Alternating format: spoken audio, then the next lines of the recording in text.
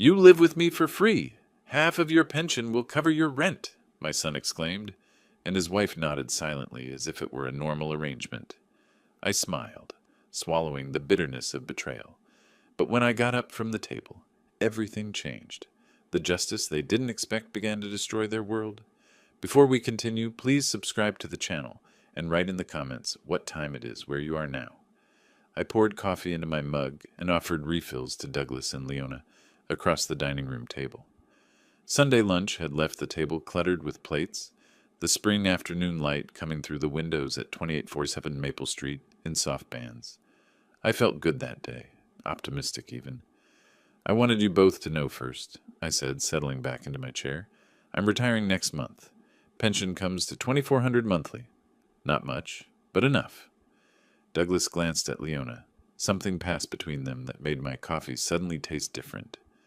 Leona set down her fork with precision. That's actually perfect timing. We've been meaning to discuss your rent situation. Starting April, you'll pay $1,200 monthly. The words hung there like smoke. I looked at my son, waiting for him to correct her, to laugh it off. He studied his plate instead, pushing around the last of his food. Rent? I kept my voice level. I'm family. This is our house, Sylvester. Leona emphasized the word like I might be hard of hearing. You live here. You pay rent. That's how it works everywhere. She slid a printed spreadsheet across the table toward me. The paper was crisp, the columns neat. She'd prepared this, planned it. Douglas finally spoke, still not meeting my eyes. Dad, you have to understand. We have expenses, mortgage, bills. It's only fair you contribute. I looked at the spreadsheet. Room rental, utilities allocation, shared space usage, food costs. The numbers were itemized like a restaurant menu. $1,200. Half of everything I'd earned over 43 years of engineering work, calculated down to the cent. When you mentioned the pension amount, Leona continued, her voice businesslike and cold, we realized you could afford market rate. Your room, utilities, shared spaces, food. $1,200 is actually generous for this neighborhood. I stood slowly, pushed my chair back without force. The legs scraped against the hardwood floor I'd helped Douglas refinish 5 years ago. I didn't slam anything, didn't raise my voice, just looked at them both, my son avoiding my gaze, his wife watching me with the expression of someone concluding a successful business transaction. Interesting, I said. The word came out flat, almost curious. Very interesting indeed. I walked toward the stairs, my footsteps measured and deliberate. Behind me, Leona called out, We'll need first payment April 1st. That's 3 weeks. I didn't turn around. In my bedroom, I locked the door and moved to the closet. The cardboard box sat on the top shelf, where it had been for 15 years, labeled in my own handwriting. House Documents, 2010. My hands were steady as I pulled it down and carried it to the bed. The papers spread across the comforter like evidence at a crime scene. Cashier's check for $340,000. My signature at the bottom. Closing documents from March 2010. My name listed as buyer. Douglas Bell listed as title holder. The deed transfer paperwork. My handwritten note on yellow legal pad paper, dated the day of closing. For my son's future. So he starts ahead of where I did. I'd been 42 years my career as a structural engineer, calculating load-bearing capacity and stress points, understanding exactly how much weight a foundation could hold before it cracked. I'd wanted Douglas to build his life on solid ground. Instead, I'd built him a weapon. The mortgage they claimed to struggle with didn't exist. I'd paid cash. The bills they needed help covering were for a house that cost them nothing. And now they wanted half my pension for the privilege of sleeping in a bedroom I'd purchased with my own money, in a house I'd handed to my son as a gift because I believed a father should help his children succeed. I sat on the edge of the bed, the original check in my hand. $340,000. 15 years ago, that was nearly everything I had saved. I'd lived in a studio apartment for 2 years afterward, rebuilding my savings, telling myself it was worth it because Douglas would have security. From downstairs, I heard laughter. Douglas and Leona, voices carrying up through the vents. Something was funny. Something had amused them. I looked at the papers spread before me, each one a fragment of proof. My signature, my money, My name on every document that mattered except the one that mattered most, the title itself. I'd spent 4 decades reading blueprints, identifying structural weaknesses, understanding exactly where pressure needed to be applied to bring down what needed to fall. I'd been trained to see what others missed, to calculate the invisible forces that held things together or tore them apart. They'd made a miscalculation, a critical one. I gathered the documents carefully, stacking them in chronological order, the check on top, showing the full amount, then the purchase agreement, the closing statement, the title transfer, each piece of paper a load-bearing wall in the structure of their mistake. Downstairs, the laughter continued. I listened to it the way I'd once listened to the sound of metal under stress, detecting the frequency that signaled approaching failure. I placed the stack of documents back in the box, but I didn't return it to the closet. Instead, I set it on my desk, within reach. I would need these soon. Very soon. The pension letter from the state was in my nightstand drawer. I pulled it out and read it again, though I'd memorized every word. $2,400 monthly beginning April 1st. 3 weeks away. 3 weeks until they expected me to hand over half. I folded the letter and placed it with the house documents. Then I sat in the chair by the window, watching the afternoon light fade into evening. My room grew darker. I didn't turn on the lamp. They hadn't asked me to leave. They'd done something worse. They'd decided to extract payment for a gift, to monetize generosity, to convert love into a monthly transaction. They'd calculated my worth in dollars and found it conveniently equal to half my income. I sat in the gathering darkness, holding a piece of paper worth more than my son's integrity. Downstairs, they were laughing. I didn't go down for dinner that night. I had work to do. The next morning, I found a printed document beside my coffee mug. House Rules and Expectations was centered at the top in bold font. Quiet hours between 10 p.m. and 7 a.m. Kitchen access schedule. Leona had morning priority. I could use it after 8:30. Shared space usage guidelines. The television in the living room was theirs. I should watch programs in my room. Leona appeared in the doorway, already dressed for her job at the medical billing office. "Just some structure," she said. "Makes everything clearer for everyone." I picked up the paper, folded it once, and slipped it into my shirt pocket. "Clear is good," I said. She left without another word. Douglas came down 10 minutes later, grabbed a travel mug, and headed out. Neither of them asked if I'd slept well or needed anything. The house felt different now, not like a home, but like a property with tenants and landlords. I pulled the notebook from my pocket, one I'd bought at the drugstore the previous evening. Small, spiral-bound, fits in a hand. I wrote the date, then, House Rules document presented, kitchen access restricted, shared spaces redefined as theirs. No emotion in the notes, just facts, times, quotes. On Tuesday, I came downstairs to find Leona photographing the inside of the refrigerator with her phone. She moved items, angling for better shots. Her expression concentrated. "Documentation purposes," she said when she noticed me watching. "I see," I said. "Should I expect an itemized receipt?" "Maybe. We'll see how April goes." I noted that, too. Time, date, her exact words.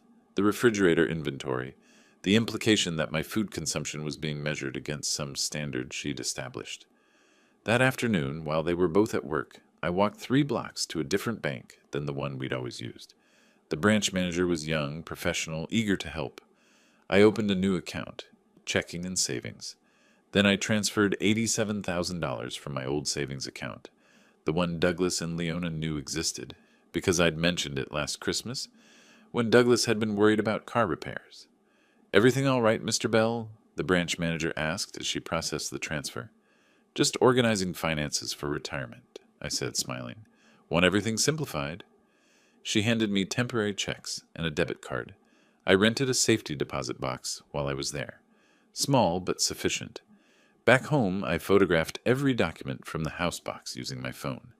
The check, the closing papers, the deed transfer, my handwritten note. I uploaded everything to cloud storage, then drove to my new bank and placed the originals in the safety deposit box. The copies went back into the cardboard box in my room. If anyone looked, they'd see papers. They wouldn't know the originals were locked away beyond their reach. Wednesday evening, I returned to my bedroom after dinner to find it noticeably colder than the rest of the house. The programmable thermostat in the hallway showed 58 degrees, set for my zone during nighttime hours. When I adjusted it back to 68, Douglas appeared within minutes. "Dad, the heat stays at that setting. We can't afford to warm empty rooms all day." "My room isn't empty," I said. "I'm in it." "You know what I mean. During work hours, use a blanket." He walked away before I could respond. I noted the interaction in my book. Thermostat control. Temperature set to 58. Use a blanket quote, attributed directly to Douglas.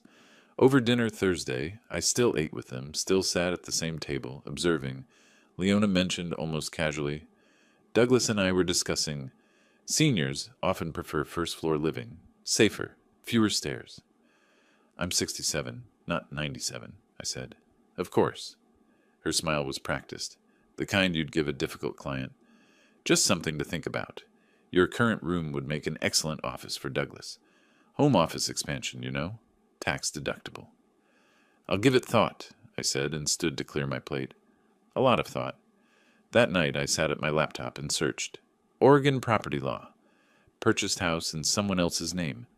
Legal rights to property paid for by another person. The search results loaded slowly, but I had time. All the time in the world now. Constructive trust. The term appeared in multiple results. I clicked through to legal forms, statute explanations, case precedents. In Oregon, when someone provides funds for property purchase but title is placed in another person's name, courts could impose a constructive trust, recognizing the funding party's actual ownership despite what the paperwork showed. I took screenshots, wrote down statute numbers, found names of attorneys who'd handled similar cases, real estate disputes, property ownership challenges.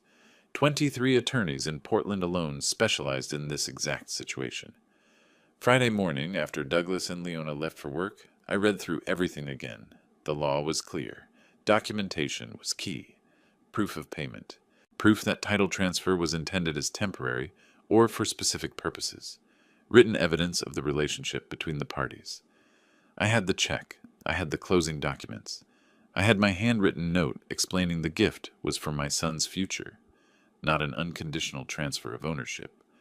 I had a pattern of behavior, living in the house for 15 years without being charged rent, until the moment I mentioned pension income.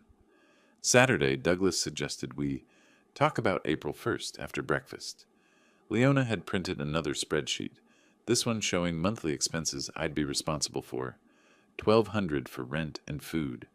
But there were line items for additional services, laundry facilities, garage access, yard space usage. "These aren't included in the base rent," she explained, "but if you want them, we can negotiate rates." I looked at my son. He was scrolling through his phone, not even pretending to pay attention to his wife extracting money from his father, like I was a tenant disputing utility charges. "I'll review this," I said, taking the paper. "Give you an answer soon." Sunday night, late, I sat at my desk with the notebook, the printed spreadsheets, the screenshots of legal statutes, and a list of attorney names with their phone numbers. I'd organized everything by date, by category, by relevance. James Morrison, real estate attorney, property disputes, 20 years experience. His website showed a practice focused specifically on title challenges and ownership conflicts. Reviews praised his thoroughness, his willingness to take cases others considered difficult. His office was downtown on Fifth Avenue.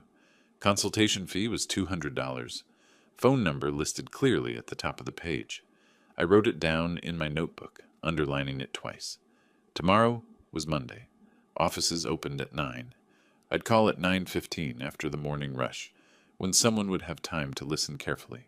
I clicked on Morrison's profile picture, a man in his 50s, gray hair, serious expression. His biography mentioned engineering background before law school, structural engineering. Specifically, he'd understand blueprints, he'd understand foundations, he'd understand what happened when you built something and then had it claimed by someone else. I closed the laptop and looked at my phone, the attorney's number glowing on the screen. Tomorrow, I'd make a call that would change everything. I called James Morrison's office first thing that morning. His secretary scheduled me for 2 o'clock. By 9:30, I had my folder organized, documents arranged chronologically, repair receipts bundled separately, my week of notes clipped to the inside cover. I put on a dress shirt and jacket. This wasn't casual business. I was hiring a professional to reclaim what belonged to me. "Going out," I told Douglas as he gathered his things for work. He barely looked up. "Sure, Dad." I took the bus downtown. The shared car would have been faster, but I preferred keeping my movements unremarked. The bus dropped me 3 blocks from the office building on Fifth Avenue, 12 floors up according to the directory in the lobby. The elevator ascended slowly, stopping at various floors. By the time I reached Morrison and Associates, I felt the significance of the moment settling over me like a weight I'd chosen to carry.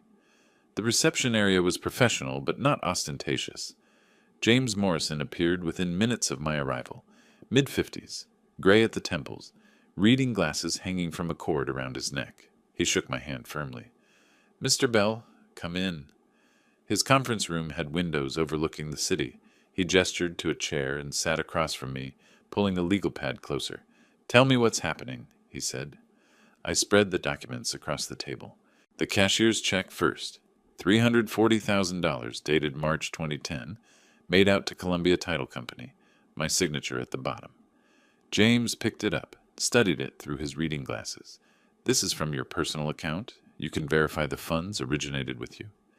"Yes, I worked 42 years as structural engineer, saved specifically to buy a house outright, no mortgage."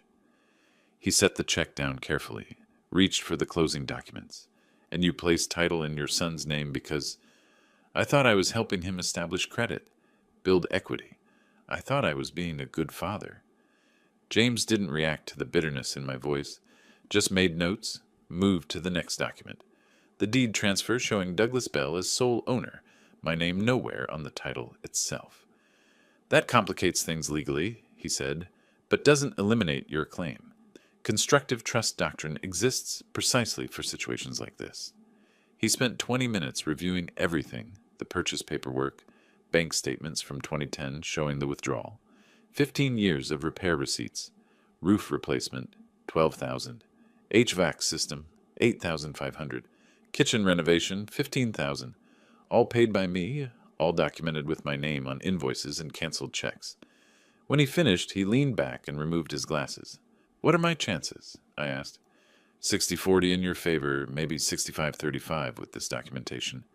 Oregon courts recognize constructive trusts when someone provides purchase funds, but title goes to another party. Your evidence is strong. You funded the purchase. You maintained the property. You have written records spanning 15 years. But it'll cost time and money. 8,000 retainer. Probably 15 to 20 total before we're done. "When can you file?" He smiled slightly, the expression of someone who appreciated decisive clients. "I'll draft the petition this week. Need to verify a few details with the county recorder's office, confirm title status. We file next week." I wrote him a check for $8,000 from my new bank account. My hand was steady. The account was only 2 weeks old, but James noticed. He was the kind of attorney who noticed everything. "Recent account?" he asked. "Asset protection," I said. "Seemed prudent." "Smart." He signed the retainer agreement and slid my copy across the table. "I'll call you when the petition's ready. Probably Thursday or Friday. Once we file, they'll be served within 48 hours. I took the bus home, arriving before Douglas and Leona finished work, placed the attorney receipt in my locked desk drawer, attended dinner as usual. Douglas cleared his throat halfway through the meal. Leona took over before he could speak. "We've reviewed market rates," she said, producing another printed spreadsheet. "Your rent increases to $1,500 starting May 1st. She slid the paper toward me.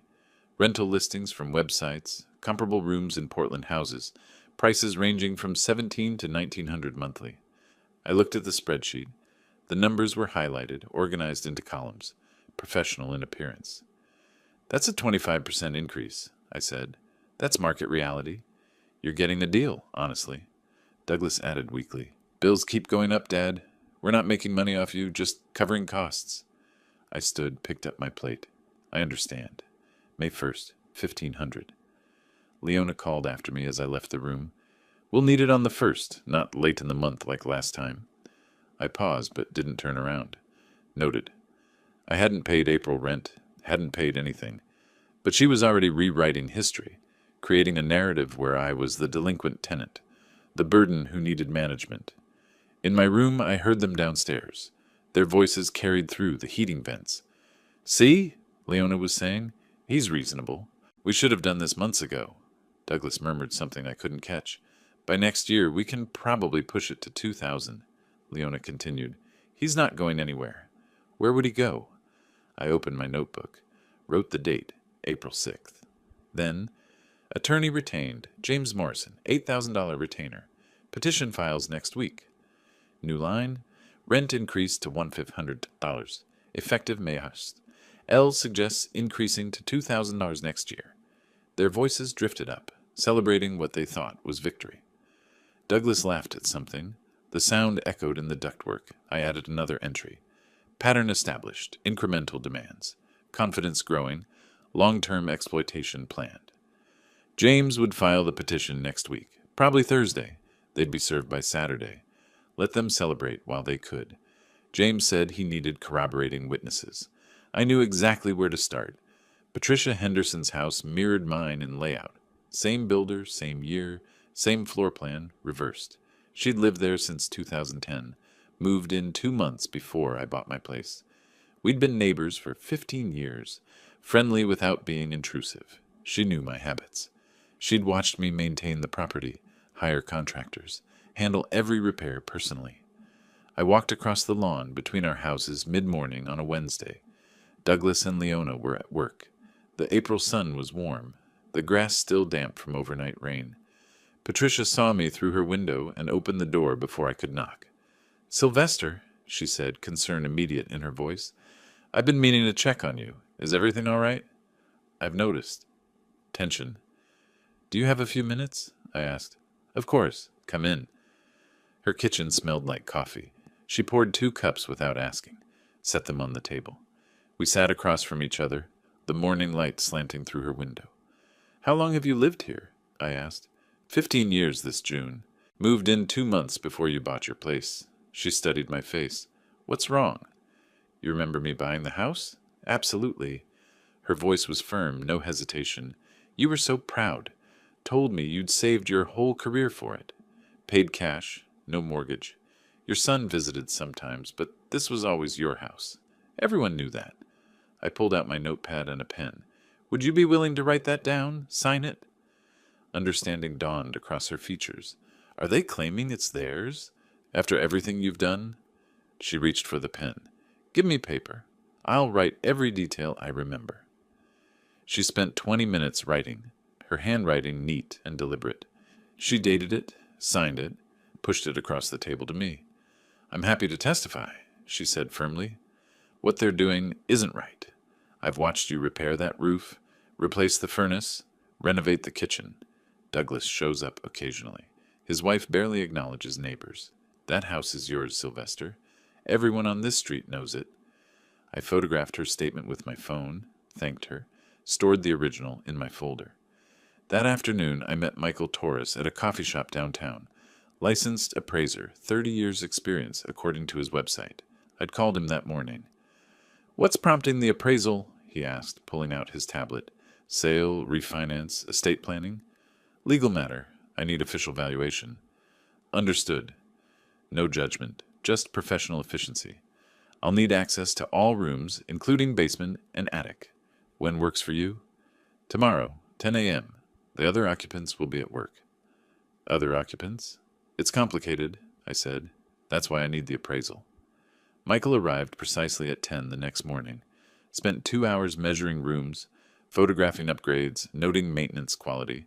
I stayed in the background, didn't influence his evaluation. He was thorough, professional, exactly what I needed. 3 days later, the appraisal report arrived by email. Current market value, $520,000. The house had appreciated $180,000 since I bought it. Investment I'd funded entirely, maintained personally, improved systematically. I forwarded the report to James Morrison, then turned to other research. That evening I searched county property records online. Public information accessible to anyone. I entered the address for 2847 Maple Street and waited for the results to load. Purchase history appeared first. Original purchase, March 2010. Price $340,000. No mortgage recorded. Free and clear, exactly as I'd paid for it. Then, lower on the screen, a second entry. Home equity line of credit, $80,000. Open March 2024. Lender, Pacific Northwest Bank. I stared at that entry for a long time. Douglas had borrowed against the house. Borrowed $80,000 using equity I'd created. Without telling me. Without asking permission. I clicked deeper into courthouse records, searching for any related filings. Found one dated 6 weeks ago. Notice of default. Pacific Northwest Bank versus Douglas Bell. Borrower 3 payments delinquent on home equity line of credit. Monthly payment $2,400. Total arrears $7,200. Borrower has 90 days from notice to cure default or property subject to foreclosure proceedings. The calculation was simple. They were demanding $1,500 monthly from me while owing the bank $7,200 in missed payments. Monthly HELOC payment $2,400, exactly matching my pension amount. They weren't greedy, they were desperate, drowning, and trying to use me as a life raft. I sat back from the laptop, processing. Douglas had taken an $80,000 loan 14 months ago, couldn't maintain the payments. Faced foreclosure within 90 days unless he caught up the arrears and resumed paying $2,400 monthly. That's why the rent demand came exactly when it did. That's why they'd calculated $1,200 so precisely. Half my pension. That's why Leona had increased it to $1,500 this week. They needed more. Faster. They'd gambled with a house they didn't buy, using equity they didn't create, and now they needed me to bail them out. I composed an email to James Morrison. Subject line, additional evidence, urgent. Attach the appraisal report, screenshot of the HELOC, screenshot of the foreclosure notice. Body text, property currently valued at $520,000. Title holder took $80,000 HELOC in March 2024 without my knowledge. Currently in default, $7,200 in arrears, facing foreclosure. This explains their sudden demand for rent payments. Please call when convenient. That evening, Douglas passed me in the hallway. Dad, did someone come by today? Neighbor mentioned seeing a car. Property appraiser, I said calmly. For my records. Appraiser? Why? Personal business. I continued to my room, closed the door. Heard Leona's voice from the kitchen, suspicious. What does he need an appraisal for? Douglas responded, uneasy. I don't know. Maybe insurance? At 11 that night, I opened my laptop one final time. The email to James sat in my drafts folder, all attachments verified. I reviewed it once more, then hit send. The message whooshed into the night. 4 attachments that transformed the case from property dispute to financial catastrophe. Douglas and Leona weren't just thieves. They were desperate, sinking, trying to pull me under with them. I closed the laptop. James would see this by morning. James called me before 8 the next morning. His voice had a different quality. Sharper, more energized. Sylvester, the evidence package you sent is exceptional. Patricia's statement establishes timeline perfectly. The appraisal shows current value at $520, and that foreclosure notice, that's leverage we couldn't have anticipated. When do you file? I asked. Today. I'm finishing the petition now. They'll be served within 48 hours, probably Thursday. I pulled my notebook closer, wrote down the timeline. What happens after they're served? They have 30 days to respond. They'll hire an attorney, file an answer, maybe counterclaim. Then we begin discovery, depositions, interrogatories, document production, standard litigation process. How long until resolution? 4 to 6 months if they fight it all the way. Could settle earlier if they're smart enough to recognize they're exposed. James paused. One more thing. Given the foreclosure situation, they're financially vulnerable. That usually makes people desperate. Desperate people make bad decisions. Stay alert. 2 days passed. I maintained minimal interaction with Douglas and Leona, ate meals in my room, documented their increasingly hostile glances. The house felt like a battlefield during ceasefire, temporary quiet, masking inevitable violence. Thursday afternoon, the doorbell rang. Douglas answered. I heard voices from my room. Formal, transactional. Then footsteps on the stairs, rapid and heavy. What is this? Douglas appeared in my doorway, papers clutched in his hand. Behind him, Leona's face was pale. I looked up from my book. Legal documents, I'd assume. You sued us? Leona pushed past Douglas. You actually filed a lawsuit? I filed a petition for constructive trust. Yes. Douglas stared at the papers like they might ignite. You can't do this. The house is in my name. It's been 15 years. Then you have nothing to worry about. I returned to my book. Your attorney can explain the process. They left without another word. I heard them downstairs, spreading the documents across the dining table. Their voices carried through the vents, confused, angry, scared. By evening, they'd consulted someone. I knew because they tried cornering me in the kitchen. Dad, Douglas cleared his throat. This lawsuit thing, it's getting out of hand. Can't we sit down, work this out like family? I didn't turn from the stove. We can't, but our attorneys can. You're really doing this? Leona's voice had a harder edge. Suing your own son? I turned then, met her eyes directly. I'm reclaiming property I purchased. The relationship is secondary to the law. Secondary. Douglas's volume rose. I'm your family.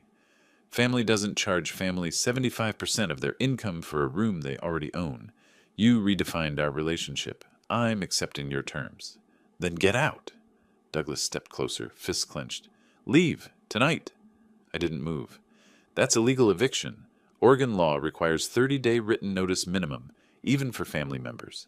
Evict me now, and I'll file an additional claim tomorrow. Try me. Leona grabbed Douglas's arm. She was smarter, saw the trap. Let's go. She turned back at the doorway. This isn't over. No, I said. It's just beginning. In my room later, I heard them through the wall. Leona's voice cut sharp with blame. You said the house was ours forever. You said he gave it to you. Douglas, defensive. He did. It's been 15 years. How was I supposed to know he kept documentation? You should have asked. You should have made sure. He's my father. I trusted. Well, your trust just cost us everything. I opened my notebook. May 8th. Defendants served with petition. Confrontation attempted in kitchen. Eviction threatened. Documented verbally. Their panic is showing. Through the wall, Leona's voice came again. We need a real attorney, and we need to fight back. Douglas murmured agreement. I closed the notebook. James had warned me they'd counterattack. Let them try. Every action they took now was visible, documented, submitted to court review. They were fighting in a system that required proof, procedure, patience. I had all three. I had a routine checkup scheduled that Tuesday, just annual physical, blood work, the usual monitoring of a 67-year-old body. I left the house at 1:30, expected to return by 4. The appointment went smoothly. Blood pressure normal, cholesterol acceptable. Doctor pleased with everything. I took the bus home. Parking downtown cost more than transit fare. At the front door, I inserted my key. It wouldn't turn. I tried again, jiggling it. The mechanism felt wrong, different. I examined the lock closely. New hardware, brass instead of steel. They'd changed it. The back door was the same. Fresh lock set. My key useless. I pressed the doorbell, waited, pressed again, holding it longer. Leona's voice came through an intercom I didn't know existed. We're not letting you in.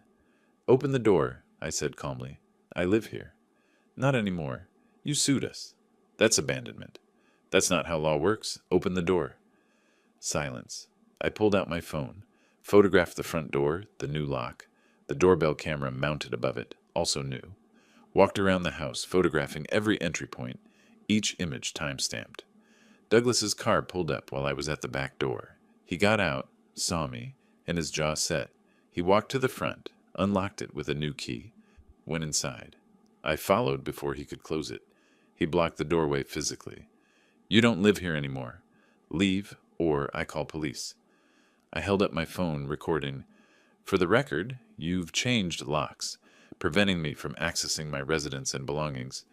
You're aware this is a legal eviction under Oregon law? Sue me. He almost smiled.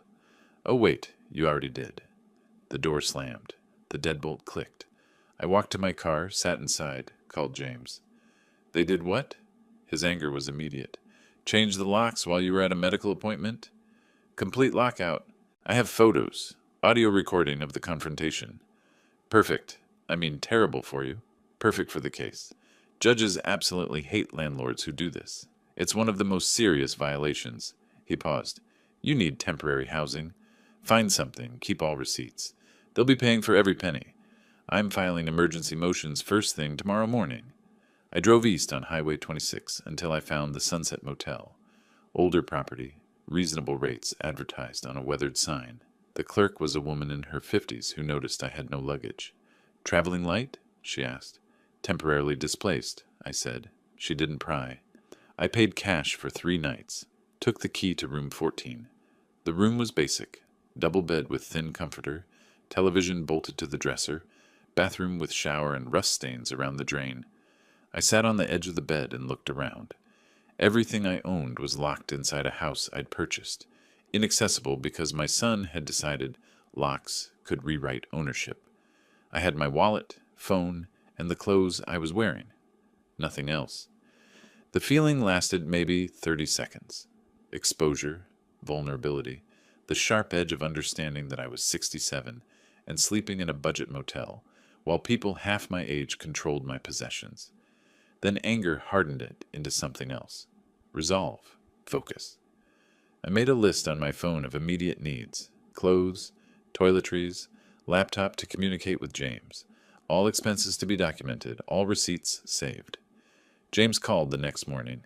I filed 2 motions, emergency hearing for wrongful eviction and an order requiring them to return your property immediately. Hearing is scheduled for next Monday. 1 week. What do I need to do? Document everything, every expense, every interaction. They've made a catastrophic error, and I want a complete record when we walk into that courtroom. 3 days later, a process server found me at the motel. How Douglas got the address, I didn't know, and that realization sent a cold thread down my spine. They were tracking me, somehow. The server handed me a thick envelope. Douglas and Leona Bell versus Sylvester Bell, counterclaim. I opened it in my motel room, skimmed the first page, flipped through. They were seeking $45,000 for 15 years unpaid rent, claiming I'd lived free while they bore all expenses. Attached was an affidavit from Robert Henderson, Leona's brother who lived in Salem. Detailed statement about visiting the house regularly over the years, witnessing Douglas paying for everything, repairs, utilities, property taxes, notarized signature at the bottom. I read it twice. Every sentence was fabrication. Robert barely visited, maybe twice a year for holidays. Never witnessed any transactions, but the signature was real, official. I called James. They filed a counterclaim, I said. $45,000 for rent they claim I never paid. Predictable. He didn't sound worried. What's their evidence? Affidavit from Leona's brother. Says he witnessed Douglas paying for everything over the years. The brother who doesn't live there and isn't listed on any documents we've seen? Correct. They're desperate. This is desperate people making desperate mistakes. We'll depose him, and his testimony will collapse under basic questioning. Where was he during these alleged payments? What dates? What amounts? He won't have answers because it never happened. So we're still solid? Better than solid. They've committed illegal eviction, serious violation. They've filed a frivolous counterclaim with what appears to be perjured testimony. They're not fighting back effectively. They're flailing, and every flail creates more evidence against them. I sat at the small table in my motel room that evening, laptop open, cheap model I'd bought at Walmart that afternoon, drafted a timeline for James, lockout date and time, photographs taken, recording of Douglas's threats, motel costs, accumulating, $67 per night, times 7 nights so far equaled $469. Business expenses of being wronged. I saved the document, backed it up to cloud storage. The room was small and smelled faintly of old carpet and cleaning solution, but it was temporary. Everything they'd done in the past week, the locks, the threats, the false testimony, had weakened their position, not mine. James had the emergency hearing scheduled for Monday. 5 more days. The hearing came faster than I expected. 5 days in the motel, and I was driving to the Multnomah County Courthouse Monday morning. I'd bought new clothes, suit from Target, dress shoes that pinched slightly, a tie I'd knotted 3 times before getting it right. Everything I owned was borrowed or purchased in the past week. The displacement felt physical, like wearing someone else's skin. James met me in the hallway outside the courtroom. He carried a leather briefcase, documents organized in color-coded folders. We reviewed strategy briefly, emergency eviction matter first, then preliminary hearing on the main case. Douglas and Leona arrived 20 minutes later with their attorney. His suit was cheaper than James's, fabric shiny at the elbows. Discount legal services visible in every detail. They sat on a bench 20 feet away. No one spoke. Leona whispered urgently to their lawyer.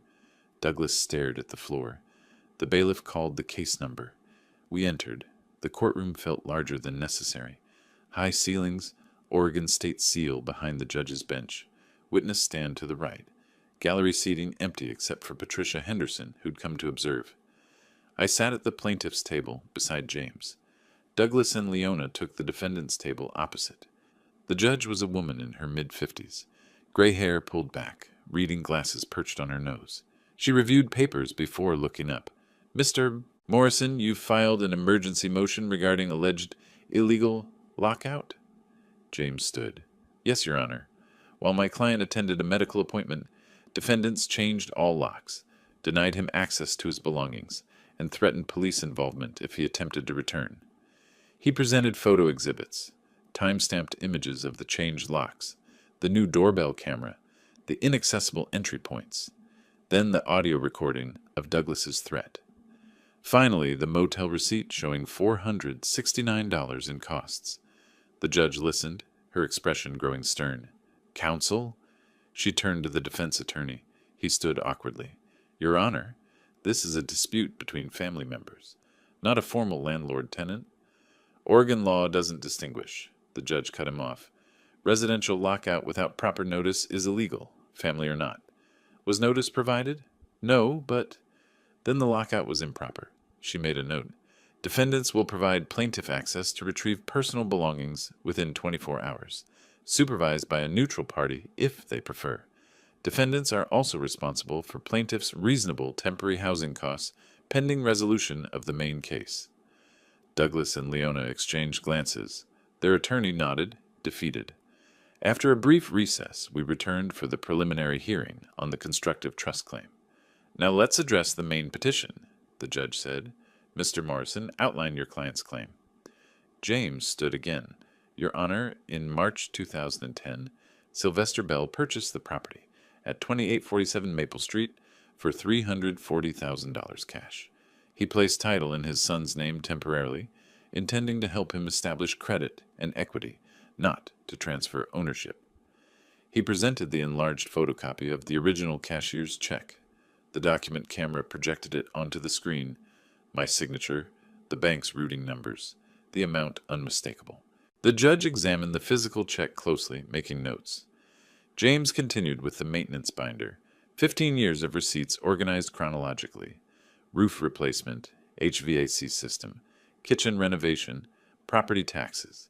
Every payment from my accounts. Total exceeding $45,000. And we have a statement from the neighbor, James added. The judge read Patricia's notarized testimony aloud, key excerpts about watching me act as primary occupant and maintenance provider. The defense attorney stood. Your Honor, this was clearly a gift from father to son. Standard family arrangement. No formal gift deed is required for family transfers. 15 years of title in Mr. Douglas Bell's name establishes ownership. James responded immediately. No gift deed was ever executed. Oregon law presumes someone who pays for property retains ownership unless clear gift intent is documented. Additionally, defendants recently demanded $1,200, then $1,500 monthly rent from plaintiff. You don't charge rent to someone you believe received a gift. The judge's eyebrows raised. That's a valid point. The defense submitted Robert's affidavit. James objected instantly. Your Honor, this witness lives in Salem, wasn't present for the 2010 purchase, has no personal knowledge of these transactions. This is hearsay supporting what appears to be perjury. The judge addressed Douglas directly. Mr. Bell, did you contribute any funds toward the $340,000 purchase in 2010? Douglas hesitated. looked at his attorney. Not directly, but it was understood. Yes or no, please. No, Your Honor. Have you paid property taxes on this residence? I believe my father handled those. The roof replacement in 2018, the HVAC system in 2016. Douglas's voice quieted. No, Your Honor. The judge removed her glasses, set them on the bench. Given the substantial documentation and conflicting claims, I'm ordering forensic examination of all financial records by a court-appointed expert. The expert will verify document authenticity, trace fund sources, and establish payment timeline.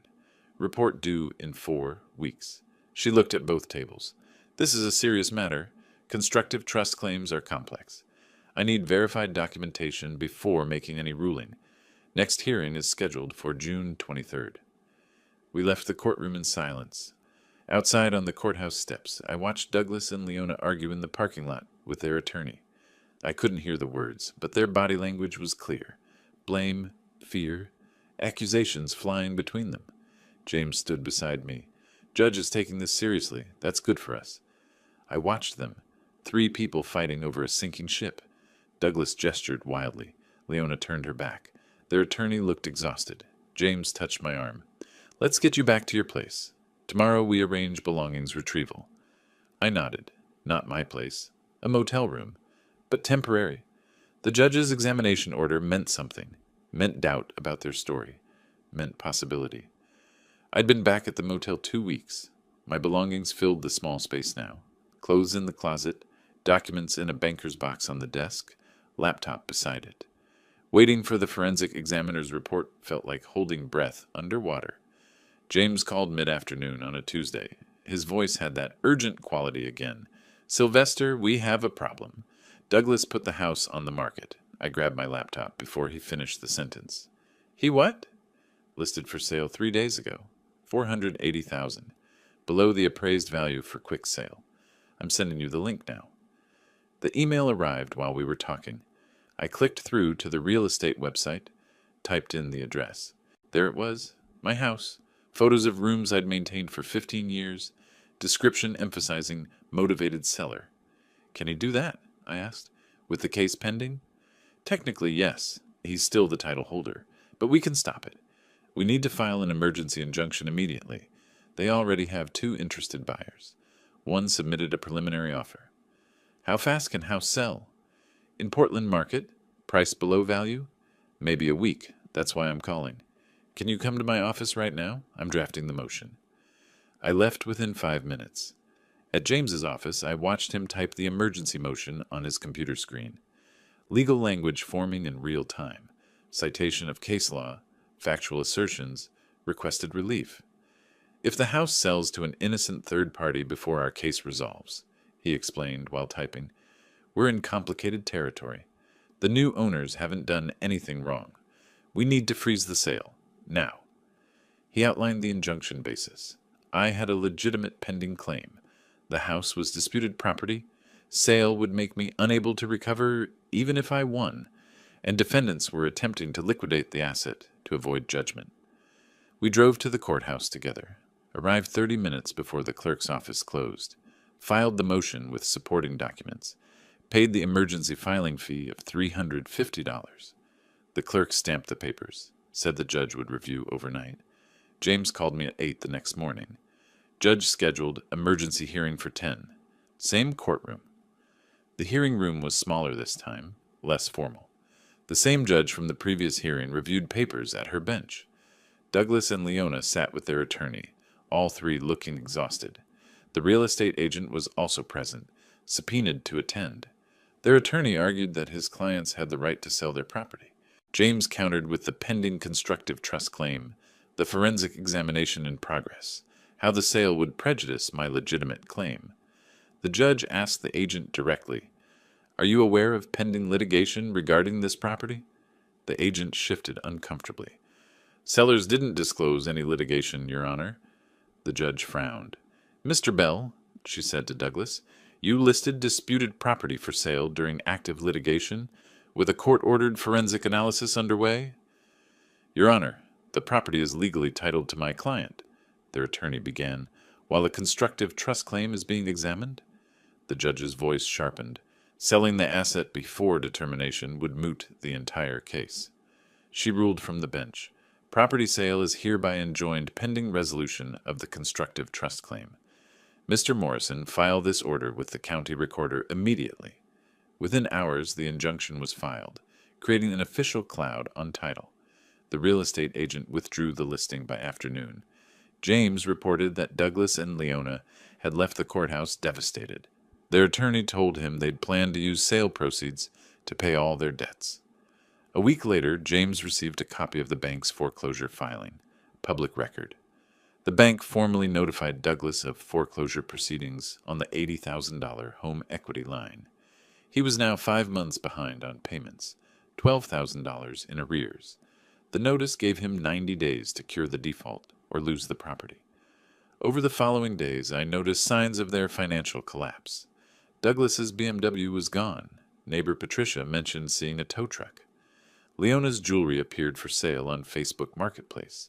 Their grocery shopping shifted to discount brands. I sat in my motel room one evening processing the information.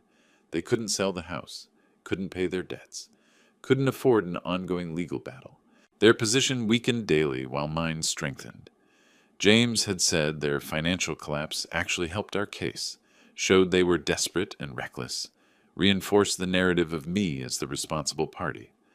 I stood by the window, watching traffic on Highway 26. Saw Douglas drive past in an old borrowed car, not his repossessed BMW. He looked haggard through the windshield. I didn't feel satisfaction, just recognition. He'd made his choices. The forensic examiner would deliver the report in 10 days. Then the final hearing would be scheduled.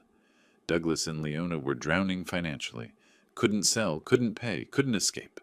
The trap had closed. Not by my design, by their own desperation. The forensic examiner's report arrived on a Tuesday morning. James called before I finished my coffee. Report came in. You need to see this. Can you come to my office? I was there within the hour. James had the report printed. 47 pages with exhibits, charts, expert analysis. We sat at his conference table and read key sections together. Page 3, the examiner's conclusion. All documentation provided by plaintiff verified as authentic. No evidence of financial contribution by defendant Douglas Bell found. I kept reading. The check authenticated through Federal Reserve banking records.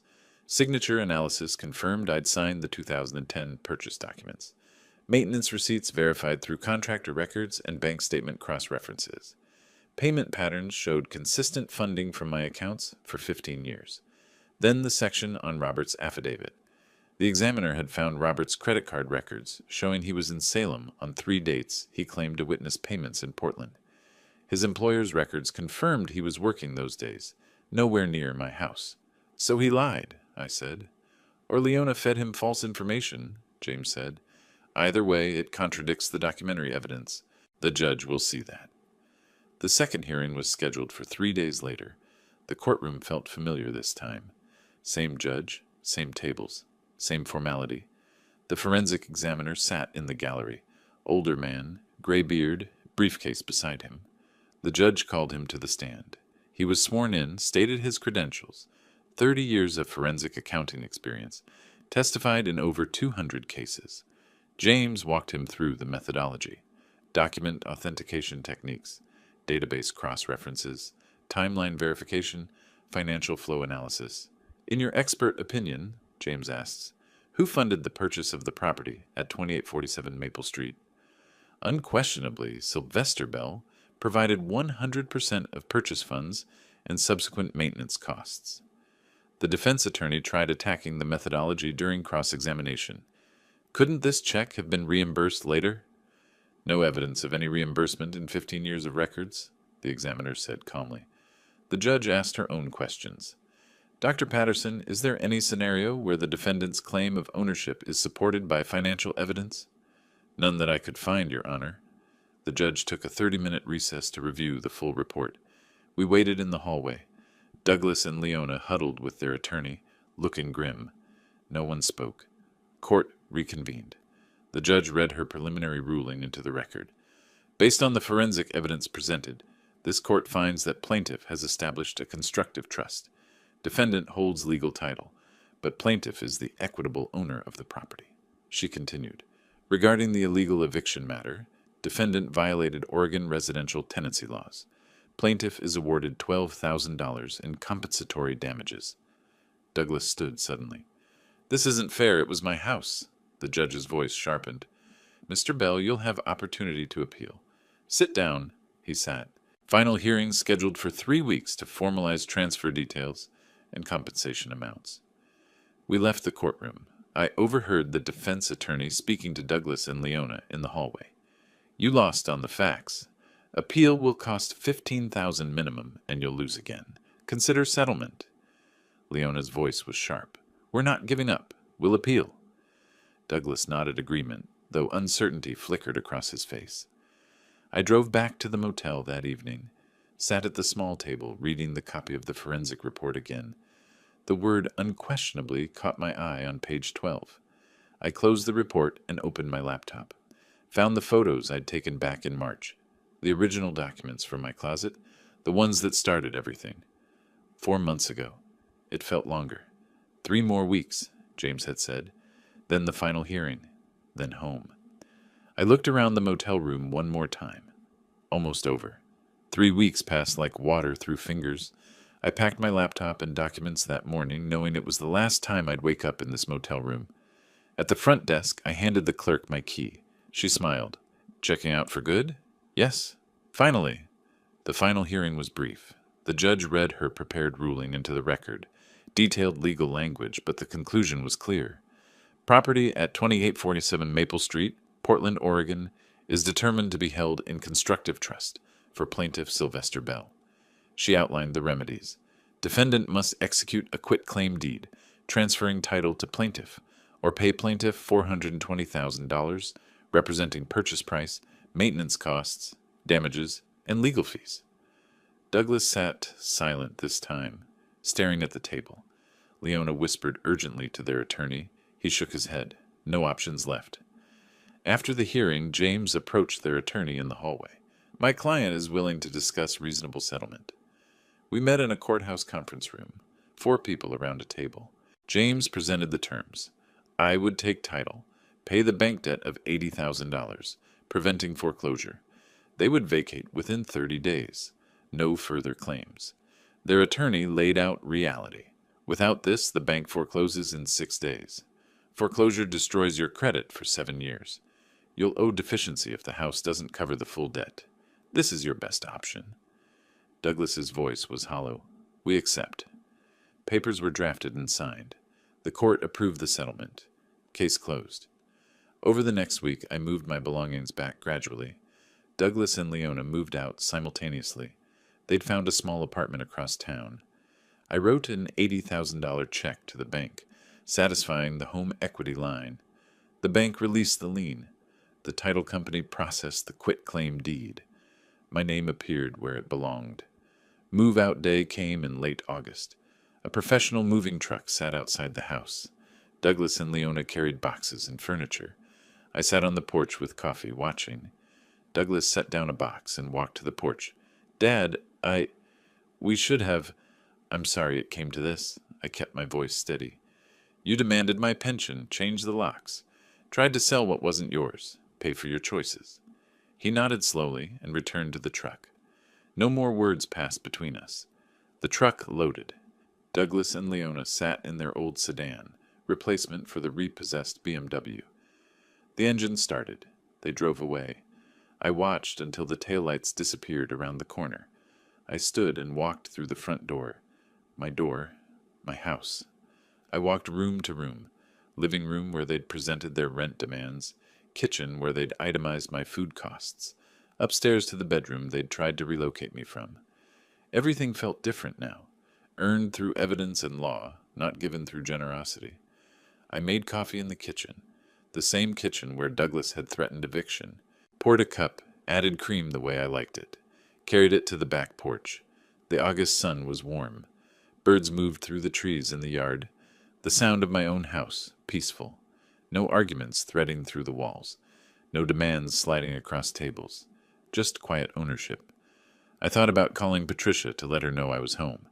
Thought about calling James to thank him properly. But instead, I just sat. The quiet was enough. 4 months of documentation, courtrooms, motel rooms, and strategic patience.